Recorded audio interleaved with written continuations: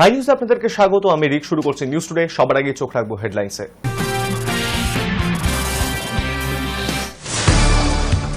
চাকরি হারানো group C ও group D কর্মীদের মাসিক ভাতা দেওয়ার সরকারি সিদ্ধান্তে স্থগিতাদেশ দিল কলকাতা হাইকোর্ট। পরবর্তী নির্দেশ না আসা পর্যন্ত রাজ্য সরকার ওই ভাতা কোনোভাবেই বিতরণ করতে পারবে না। বিয়েবাড়ি থেকে ফেরার পথে ভয়াবহ পথ দুর্ঘটনা পুরুলিয়ায়, প্রাণ হারালেন ঝাড়খণ্ডের 9 জন। শুক্রবার সকালে দুর্ঘটনাটি ঘটে পুরুলিয়া জামশেদপুর 18 নম্বর জাতীয় সড়কে। ইরানের বিরুদ্ধে আমেরিকা অস্ত্র ধরবে কিনা সেই বিষয়ে 2 সপ্তাহের মধ্যে চূড়ান্ত সিদ্ধান্ত নেবেন মার্কিন প্রেসিডেন্ট ডোনাল্ড ট্রাম্প। বৃহস্পতিবার হোয়াইট হাউসের তরফে জানালেন প্রেস সচিব ক্যারোলিন লেভিট। ইরানের নতুন গোয়েন্দা প্রধান হলেন ব্রিগেডিয়ার জেনারেল মাজিদ খাদেমি। গত 15 জুন ইসরায়েলি হামলায় মৃত্যু হয়েছিল সে দেশের সশস্ত্র বাহিনীর গোয়েন্দা বিভাগের প্রধান মোহাম্মদ কাজেমি। ফের পিছল অ্যাক্সিয়াম 4 অভিযান। 22 জুন মহাকাশের উদ্দেশ্যে রওনা দেওয়ার কথা ছিল শুভাংশু শুক্লাদের, কিন্তু দুদিন আগেই আবার বাতিল হয়ে গেল অভিযানের দিন। চাকরি হারানো গ্রুপ সি ও গ্রুপ ডি কর্মীদের মাসিক ভাতা দেওয়ার সিদ্ধান্তে আপাতত স্থগিতাদেশ দিল কলকাতা হাইকোর্ট। বিচারপতি অমৃতা সিনহা স্পষ্টভাবে জানিয়েছেন, আগামী 26 সেপ্টেম্বর বা আদালতের পরবর্তী নির্দেশ না আসা পর্যন্ত রাজ্য সরকার ওই ভাতা কোনোভাবেই বিতরণ করতে পারবে না। শুনানি চলাকালীনই এত দ্রুত কেন রাজ্য সরকার এই সিদ্ধান্ত নিল তা নিয়েও প্রশ্ন তুলেছিল আদালত। চাকরিহারা গ্রুপ সি এবং ডি কর্মচারীদের ভাতা দিতে পারবে না রাজ্য সরকার। শুক্রবার এমনই নির্দেশ দিয়েছে কলকাতা হাইকোর্ট। আদালতের নির্দেশ অনুযায়ী রাজ্য সরকারকে 4 সপ্তাহের মধ্যে হলফনামা পেশ করতে হবে। তারপরে 15 দিনের সময়সীমার মধ্যে মামলাকারীদের তরফ থেকে জমা পড়বে পাল্টা হলফনামা। এই প্রক্রিয়ার মধ্য দিয়ে গোটা বিষয়টা এখন আদালতের সরাসরি নিয়ন্ত্রণে চলে গেল। ঘটনার সূত্রপাত 2016 সালে এসএসসির মাধ্যমে নিয়োগ নিয়ে বিতর্ক থেকে।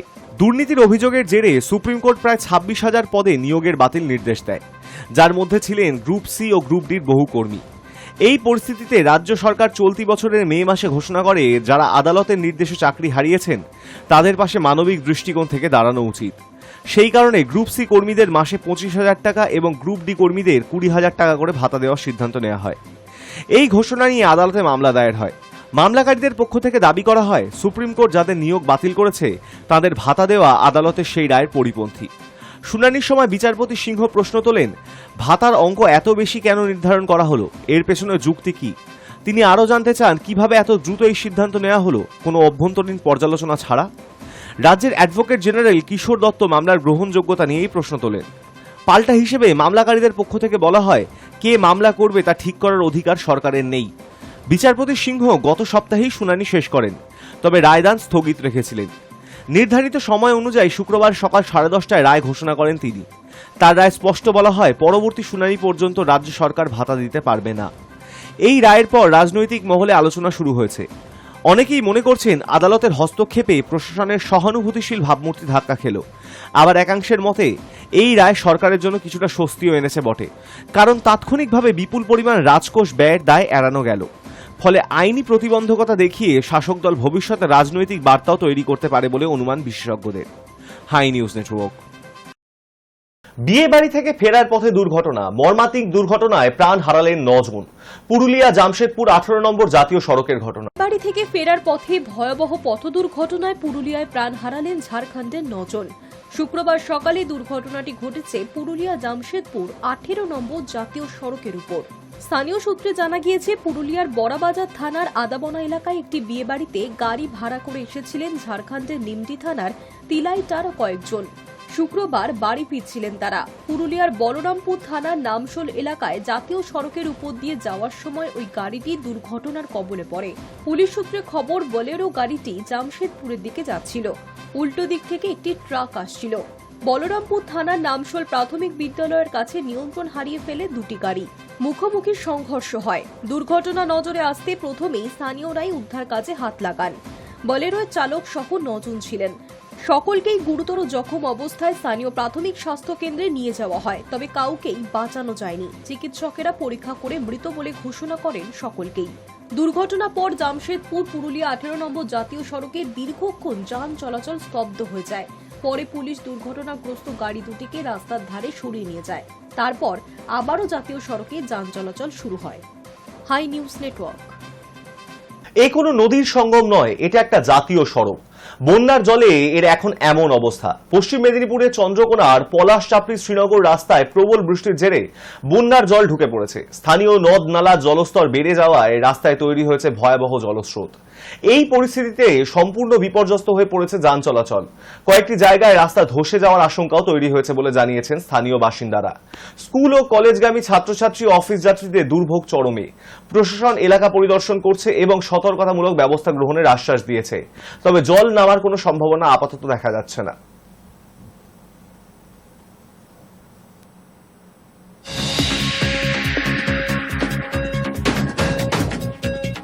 ফের অশান্ত মণিপুর। বৃহস্পতিবার চুনাচাঁদপুর জেলার চিংফেই গ্রামে নিরাপত্তা বাহিনী ও সন্দেহভাজন কুকি জঙ্গিদের মধ্যে সংঘর্ষ বাধে, যার জেরে মৃত্যু হয় কুকি সম্প্রদায়ের এক মহিলার। স্থানীয় সূত্রে খবর, ঘটনার সূত্রপাত বিষ্ণুপুর জেলার পার্শ্ববর্তী ফুবালা গ্রামে বন্দুক হামলায় এক মেইতেই কৃষক আহত হওয়ার পরে এই ঘটনার কিছুক্ষণের মধ্যেই উত্তেজনা ছড়ায়। পরিস্থিতি নিয়ন্ত্রণে বাড়তি বাহিনী মোতায়েন করা হয়েছে ওই এলাকায়।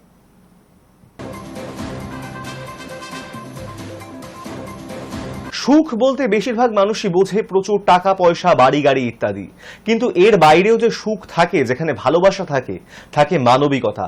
মহারাষ্ট্রের ঔরঙ্গাবাদে সাম্ভাজিনগর এলাকায় এর এক গয়নার শোরুমের ভিডিও সমাজ মাধ্যমে ভাইরাল, যেখানে একদিকে উঠে এসেছে স্ত্রীর প্রতি স্বামীর ভালোবাসা, আরেকদিকে ম্যানেজারের মানবিকতা।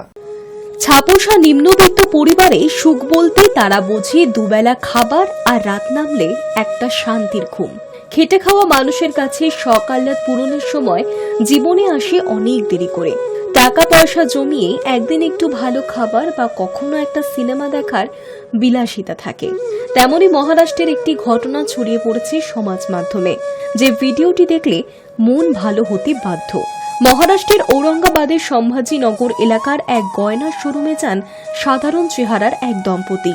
জীবনের একটা দীর্ঘ সময় খেটেও স্ত্রীকে কখনো সেভাবে কিছুই দেওয়া হয়নি, তাই নিজের অর্ধাঙ্গিনীকে কিছু কিনে দিতেই তিল তিল করে জমানো সামান্য পুঁজি ও মনে অনেক আশা নিয়ে গিয়েছিলেন সোনার শোরুমে। শোরুমের ম্যানেজার সে খবর জানতে পেরে দম্পতির কাছে গিয়ে গল্প জুড়ে দেন। হাসি ঠাট্টার মাঝে কথা বলতে বলতে জেনে নেন তাদের জীবনের কথা। এবার এলো জিনিস কেনার পালা। হাতের ঝোলা ব্যাগ থেকে বেরোলো একটা 500 টাকার নোট, একে একে 10-20 টাকার নোট, সবশেষে একটা ছোটখাটো বোচকা, তাতে ভর্তি খুচরো পয়সা। শোরুমের ম্যানেজার গোটা বিষয়টা বুঝতে পেরে নিজে থেকেই তাদের একটি হার উপহার দেন, সঙ্গে একজোড়া কানের দুলো। এরপর বৃদ্ধের কাছে সরল আবদার জানান নিজের হাতে স্ত্রীকে সেটা তুলে দিতে হবে। উপহার তো দিলেন ম্যানেজার, কিন্তু এত বড় দোকানে এসেও কোনো টাকা না দিয়ে চলে যাবেন, এতেও যেন সম্মানে বাঁধে বৃদ্ধের। সমাজের খেটে খাওয়া মানুষের কাছে আত্মসম্মান বড় বালাই। প্রাণ যাক, সম্মান নিয়ে বাঁচাটাই বড় কথা। তাই সবচেয়ে বড় নোটটি তুলে দিতে চেয়েছিলেন ম্যানেজারের হাতে, কিন্তু তাতে ম্যানেজারের উত্তর, আপনার আশীর্বাদের হাত থাকলেই হবে। পাণ্ডুরঙ্গ আছেন, কিছুর অভাব হবে না কোনোদিন। কিন্তু বৃদ্ধ নাছোড় বান্দা, টাকা তিনি দেবেনই। উপায় নেই বুঝে অবশেষে দুটো 10 টাকার নোট নেন ম্যানেজার। ম্যানেজারের এমন মানবিকতায় চোখে জল আসে বৃদ্ধের। ধুতির খুঁট দিয়ে মুছেন চোখের জল। তা দেখে স্ত্রীও আটকাতে পারলেন না নিজেকে। ভিডিওতেই স্পষ্ট এমন মূল্যবান উপহার পেয়ে বিশ্বাস হচ্ছে না ওই দম্পতির। কিন্তু যে কজন ভিডিওটি দেখেছেন তারা সকলেই বুঝেছেন এই চোখের জল, অবিশ্বাস শুধুই মূল্যবান এক উপহারের জন্য নয়। জীবনের অন্যতম এই দিনটি মনের মণিকোঠায় সাজিয়ে রাখছেন দম্পতি। সোশ্যাল মিডিয়ায় এই ভিডিও দেখে আবেগে ভেসে গিয়েছেন সকলেই। সবাই এক জায়গাতেই সহমত, এই ঘটনায় নিতান্তই মানবিকতার নিদর্শন রেখে গিয়েছেন ওই গয়নার দোকানের ম্যানেজার। Hi news network.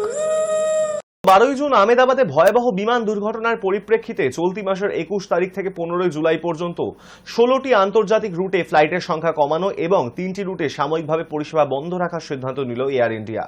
বৃহস্পতিবার টাটা গোষ্ঠী পরিচালিত সংস্থাটি এই সিদ্ধান্তের কথা ঘোষণা করেছে। এয়ার ইন্ডিয়ার তরফে জানানো হয়েছে, দুর্ঘটনার পরে তৈরি হওয়া নানা ত্রুটি কাটিয়ে ওঠার লক্ষ্যেই এই সাময়িক পদক্ষেপ।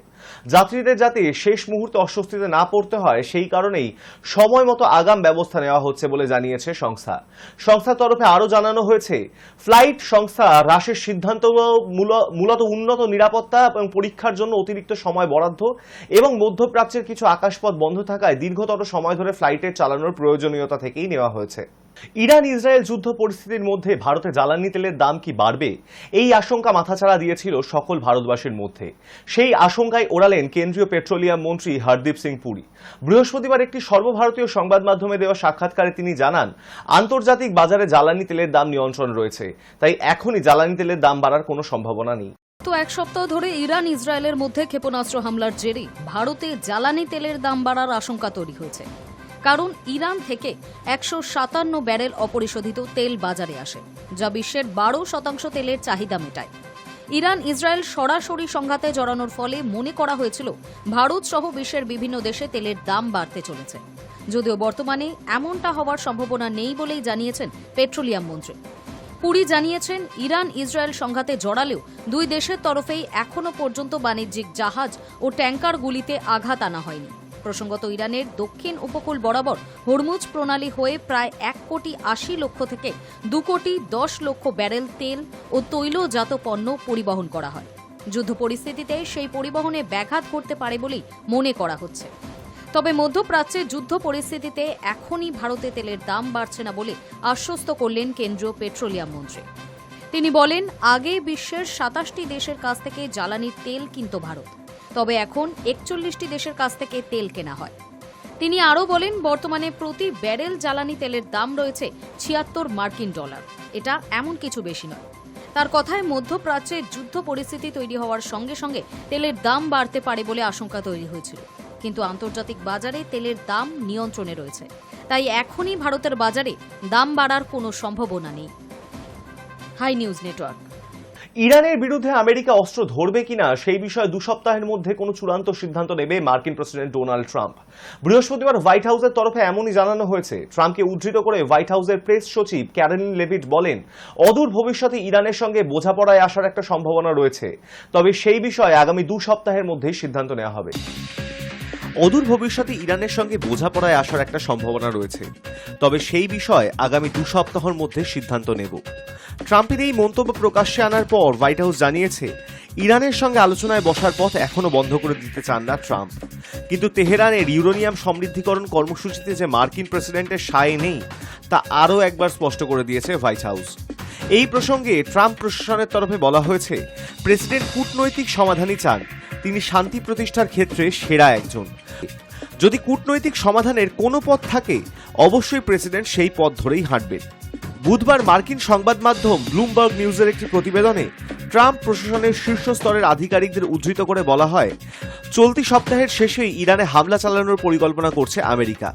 বুধবার হোয়াইট হাউসে ট্রাম্পকে প্রশ্ন করা হয়েছিল যে আমেরিকা সত্যিই ইরানকে আক্রমণ করবে কিনা। জবাবে ধোঁয়াশা বজায় রেখেই ট্রাম্প বলেছিলেন, আমি এটা করতে পারি, আবার নাও পারি। আমেরিকা ইরানের বিরুদ্ধে সরাসরি সংঘাতে নামবে কিনা তা আগামী 24 থেকে 48 ঘন্টার মধ্যেই জানা যাবে বলে বৃহস্পতিবার জানিয়েছিলেন ইসরায়েল সরকারের এক কর্তা। সেই সমস্ত দিক বিশ্লেষণ করলে আপাতত কয়েকদিন ইরানের সঙ্গে আমেরিকা সংঘাতে জড়াচ্ছে না বলেই মনে করা হচ্ছে। ইরানকে নিঃশর্ত আত্মসমর্পণ করার কথা বলে তেহরানের সঙ্গে আলোচনায় বসার পথ কার্যত বন্ধ করে দিয়েছিলেন ট্রাম্প। তবে হোয়াইট হাউসের বৃহস্পতিবারের ঘোষণায় যেভাবে একাধিকবার কূটনৈতিক এবং কূটনৈতিক সমাধানের মতন শব্দ ব্যবহৃত হয়েছে, তাতে মনে করা হচ্ছে আপাতত আলোচনার দরজা খুলে রাখছে ওয়াশিংটন। অনেকের আবার দাবি, চূড়ান্ত সিদ্ধান্ত নেওয়ার আগে সব দিক বিবেচনা করে দেখে নিতে চাইছে পেন্টাগন। High news Network. ইরানের নতুন গোয়েন্দা প্রধান হলেন ব্রিগেডিয়ার জেনারেল মাজিদ খাদেমি। গত 15 জুন ইসরায়েলি হামলায় মৃত্যু হয়েছিল সেদেশের সশস্ত্র বাহিনীর গোয়েন্দা বিভাগের প্রধান মোহাম্মদ কাজেমির। সেই হামলাতেই মৃত্যু হয়েছিল ইসলামিক রেভলিউশনারি গার্ড কর্পসের প্রধান মেজর জেনারেল মোহাম্মদ হোসেন বাগেরির, প্রধান কমান্ডার জেনারেল হোসেন সালামি এবং ডেপুটি কমান্ডার জেনারেল গোলাম আলী রাশিদেরও। ইরান ইন্টারন্যাশনালের প্রতিবেদন অনুযায়ী সেদেশের প্রতিরক্ষা মন্ত্রকের গোয়েন্দা সুরক্ষা সংস্থার প্রধান হিসেবে দায়িত্ব পালন করছেন মাজিদ। এর আগে প্রতিরক্ষা মন্ত্রকের তথ্য সুরক্ষা দপ্তরের দায়িত্বে ছিলেন তিনি। 2018 থেকে 2022 সাল পর্যন্ত ওই দপ্তরের প্রধান ছিলেন মাজিদ। জাতীয় নিরাপত্তায় তার ভূমিকা অপরিসীম। এবার তার হাতেই দেশের গোয়েন্দা বিভাগের দায়িত্ব দেওয়া হলো। ইরান ইসরায়েলের মধ্যে হানাহানি অব্যাহত। শুক্রবার দুই দেশের যুদ্ধ 8ম দিনে পড়ল। ইসরায়েলের ক্ষেপণাস্ত্র গুড়িয়ে দিচ্ছে ইরানের একের পর এক তৈল ভাণ্ডার, সেনা ছাউনি। পাল্টা হামলা চালাচ্ছে ইরানও, কখনো ড্রোন আবার কখনো ক্ষেপণাস্ত্র আছড়ে পড়ছে ইসরায়েলে। সে দেশের প্রতিরক্ষা ব্যবস্থা আয়রন ডোম ভেদ করে ধ্বংস হয়ে যাচ্ছে ইসরায়েলের বিভিন্ন গুরুত্বপূর্ণ স্থাপত্য। এই যুদ্ধে দুই দেশেরই বেশ কয়েকজনের মৃত্যু হয়েছে। ইরান ইসরায়েল সংঘাতে উত্তপ্ত পশ্চিম এশিয়া। এই যুদ্ধে আমেরিকার মতন দেশেরও সরাসরি যোগ দেওয়ার সম্ভাবনা তৈরি হয়েছে। মার্কিন প্রেসিডেন্ট ডোনাল্ড ট্রাম্প বারবার ইরানকে যুদ্ধের পথ থেকে সরে আসার কথা বলছেন। শুধু তাই নয়, হুঁশিয়ারির সুরে তাকে এও বলতে শোনা গিয়েছে যদি ইরান যুদ্ধ না বন্ধ করে তবে ভয়াবহ পরিস্থিতি হবে। ইরানও পাল্টা হামলার হুঁশিয়ারি দিয়ে রেখেছে। সেই আবহেই ব্রিটেন, ফ্রান্স, জার্মানির প্রতিনিধিদের সঙ্গে শুক্রবার বৈঠকে বসতে পারেন ইরানের বিদেশমন্ত্রী সৈয়দ আব্বাস আরাগাচি। সুইজারল্যান্ডের জেনেভায় ইউরোপীয় ইউনিয়নের শীর্ষ কূটনৈতিক কাজা কাল্লাসের সঙ্গে বৈঠকে বসবেন ব্রিটেন, ফ্রান্স, জার্মানির প্রতিনিধিরা। তারপরেই তারা ইরানের বিদেশমন্ত্রী আরাগচির সঙ্গে বৈঠকে বসতে পারেন। শুক্রবারের বৈঠকে ইরানকে কি সেই আলোচনার টেবিলেই নিয়ে আসতে চলেছে ইউরোপীয় ইউনিয়ন ও তার 3 দেশ? সেই দিকেই নজর রয়েছে হাই নিউজ নেটওয়ার্ক। ফের পিছলো এক্সিওম 4 অভিযান। 22 জুন মহাকাশের উদ্দেশ্যে রওনা দেওয়ার কথা ছিল শুভাংশু শুক্লাদের, কিন্তু অভিযানের 2 দিন আগেই আন্তর্জাতিক মহাকাশ স্টেশনের তরফে এক্সিওম 4 অভিযান স্থগিতের কথা জানানো হয়। কবে এই অভিযান হবে তা এখনো স্পষ্ট নয়। 2025 সালের 29শে মে শুভাংশুদের অভিযান শুরু হবার কথা ছিল, পরে তা পিছিয়ে 8ই জুন করা হয়। ড্রাগনে ইলেকট্রিক্যাল হার্নেসের সমস্যার কারণে সেবার পিছিয়ে গিয়েছিল অভিযান। 8ই জুন খারাপ আবহাওয়ার কারণে অভিযান বাতিল করতে হয়। পরদিন অর্থাৎ 9 জুন অভিযানের দিন ঠিক করা হয়। সেই দিনও ফ্যালকন 9 রকেটের প্রস্তুতি শেষ না হওয়ায় পিছিয়ে গিয়েছিল অভিযান। খারাপ আবহাওয়া এবং প্রযুক্তিগত গোলযোগের কারণে 10ই জুনও অভিযান হয়নি। এরপরে এক্সিওম 4 অভিযানের দিন পিছিয়ে 11ই জুন করা হয়, কিন্তু উৎক্ষেপণের ঠিক আগে মহাকাশযানের ফায়ার বুস্টার পরিদর্শনের সময় দেখা যায় রকেটে এলওএক্স লিক করেছে, অর্থাৎ রকেটে তরল অক্সিজেন লিক করছে। সেই কারণে পিছিয়ে যায় মহাকাশ যাত্রা। ঠিক হয় 19শে জুন শুভাংশুদের নিয়ে উড়বে মাস্কের সংস্থার মহাকাশযান। তবে আন্তর্জাতিক মহাকাশ স্টেশনে এভেজিতা সার্ভিস মডিউলের সমস্যার কারণে তা পিছিয়ে 22শে জুন উৎক্ষেপণের দিনক্ষণ স্থির করা হয়। শুক্রবার জানানো হলো সেই দিনও যাত্রা করবে না মহাকাশযান। কেন এই অভিযান পিছানো হচ্ছে তার ব্যাখ্যাও দেওয়া হয়েছে। জানানো হয়, আন্তর্জাতিক মহাকাশ স্টেশনের এভেজিতা সার্ভিস মডিউলে মেরামতি হয়েছে সদ্য। সব আগের মতো ঠিকঠাক চলছে কিনা তা খতিয়ে দেখার জন্য আরও কিছুটা সময় দরকার নাসার বিজ্ঞানীদের। এই এক্সিওম 4 অভিযানে পাইলটের ভূমিকায় রয়েছেন লখনৌয়ের ছেলে শুভাংশু। শুভাংশু ভারতীয় বায়ুসেনার গ্রুপ ক্যাপ্টেন। রাকেশ শর্মার 4 দশক পরে দ্বিতীয় ভারতীয় হিসেবে মহাকাশে পাড়ি দিচ্ছেন তিনি। শুভাংশু ছাড়াও এই অভিযানে থাকছেন পেগি, পোল্যান্ডের স্লায়োস উজনানস্কি, ভিসনিউস্কি এবং হাঙ্গেরির Tibor Kapu. Hi news network.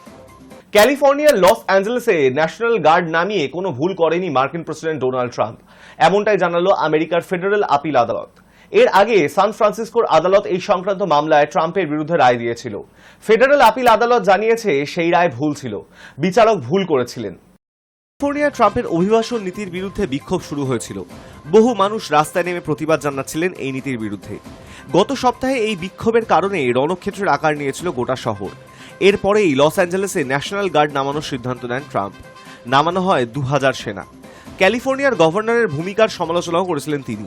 অভিযোগ, স্থানীয় প্রশাসন পরিস্থিতি মোকাবিলায় ব্যর্থ হয়েছে, তাই তাদের ওপর আস্থা রাখতে না পেরে ট্রাম্পের সিদ্ধান্ত নেন। কিন্তু ক্যালিফোর্নিয়া প্রশাসন এর বিরুদ্ধে আদালতে দ্বারস্থ হয়েছিল। সান ফ্রান্সিসকোর আদালত জানিয়েছিল লস অ্যাঞ্জেলেসে ন্যাশনাল গার্ড নামানো দরকার ছিল না। এই আইন খুব বিরল পরিস্থিতিতে প্রয়োগ করা হয়। লস অ্যাঞ্জেলেসে অভিবাসন নীতির বিরুদ্ধে প্রতিবাদ থেকে এতটাও অশান্তি ছড়ায়নি যে এই স্বল্প ব্যবহৃত আইনটি প্রয়োগ করতে হবে। গত মঙ্গলবার ফেডারেল আপিল আদালতের 3 বিচারপতির প্যানেলে এই সংক্রান্ত মামলাটি আবার শুনানির জন্য ওঠে। এই প্যানেলের 2 জন ট্রাম্প মনোনীত এবং 1 জন প্রাক্তন প্রেসিডেন্ট জো বাইডেন দ্বারা মনোনীত। তারা বৃহস্পতিবার রায় ঘোষণা করেছেন। 38 পাতার রায় বলা হয়েছে সান ফ্রান্সিসকোয় আদালতের বিচারক ভুল রায় দিয়েছেন। লস অ্যাঞ্জেলেসের পরিস্থিতি সামাল দিতে ন্যাশনাল গার্ড নামাতেই হতো। আপিল আদালতের এই রায় খুব অপ্রত্যাশিত নয়, কারণ মঙ্গলবার 65 মিনিটের শুনানিতেও বিচারপতিরা এই ইঙ্গিতে দিয়েছিলেন। এই রায়ের বিরুদ্ধে ক্যালিফোর্নিয়া প্রশাসন আপিল আদালতে পুনরায় শুনানির জন্য আবেদন জানাতে পারে, অথবা সুপ্রিম কোর্টের হস্তক্ষেপের আবেদন জানানো যেতে পারে। তবে আপাতত তেমন কিছু করা হবে না বলেই মনে করা হচ্ছে, কারণ এমনিতেই আগামী শুক্রবার মামলাটি আবার সান ফ্রান্সিসকোর আদালতে উঠবে। গত নভেম্বরে নির্বাচনের প্রচারে ট্রাম্প ঘোষণা করেছিলেন তিনি ক্ষমতায় এলে অনুপ্রবেশকারীদের বিরুদ্ধে কড়া পদক্ষেপ করবেন। আমেরিকায় অনুপ্রবেশ বরদাস্ত করা হবে না। ক্ষমতায় আসার পর এই সংক্রান্ত ট্রাম্পের একাধিক পদক্ষেপে বিতর্ক হয়েছে। তবে আমেরিকায় অবৈধভাবে বসবাসকারী ভিনদেশের নাগরিকদের চিহ্নিত করতে পদক্ষেপও শুরু করে দিয়েছে ট্রাম্প প্রশাসন। লস অ্যাঞ্জেলেস সহ ক্যালিফোর্নিয়ার বিস্তীর্ণ অংশে মার্কিন অভিবাসন এবং শুল্ক দপ্তরের আধিকারিকেরা হানা দিয়েছেন। ধরপাকড় চলছে বিস্তর। বহু অভিবাসী গ্রেপ্তারও হয়েছেন। তার বিরুদ্ধেই পথে নেমেছিলেন মানুষ। প্রতিবাদকারীদের বক্তব্য ছিল ট্রাম্প প্রশাসন অকারণে অত্যাধিক বল প্রয়োগ করছে, এর ফলে অভিবাসীরা সন্ত্রস্ত। তবে পরিস্থিতি সামলাতে ট্রাম্প ন্যাশনাল গার্ডকে ব্যবহার করে যেতে পারবেন, আপাতত তেমনটাই জানিয়েছে আদালত। Hi news Network. শুক্রবার ভারতের রাষ্ট্রপতি দ্রৌপদী মুর্মুর জন্মদিন, আর সেই উপলক্ষে তাকে শুভেচ্ছা জানালেন রাজ্যের মুখ্যমন্ত্রী মমতা বন্দ্যোপাধ্যায়। পাশাপাশি তার সুস্থতা এবং দীর্ঘায়ু কামনা করে বার্তা দিয়েছেন তৃণমূল সাংসদ অভিষেক বন্দ্যোপাধ্যায়। সোশ্যাল মিডিয়ায় পোস্ট করে মুখ্যমন্ত্রী লিখেছেন, দীর্ঘদিন ধরে তিনি যে ধৈর্য, দৃঢ়তা আর শালীনতার সঙ্গে দেশের সর্বোচ্চ পদকে মর্যাদা দিয়ে চলেছেন তা নিঃসন্দেহে অনুকরণীয়। রাষ্ট্রপতির জন্মদিন, প্রার্থনা সুস্থতা, শান্তি ও সাফল্যে ভরে উঠুক তার জীবন। দেশ সেবায় তার নিষ্ঠা আমাদের পথ দেখাক আরো অনেক দিন।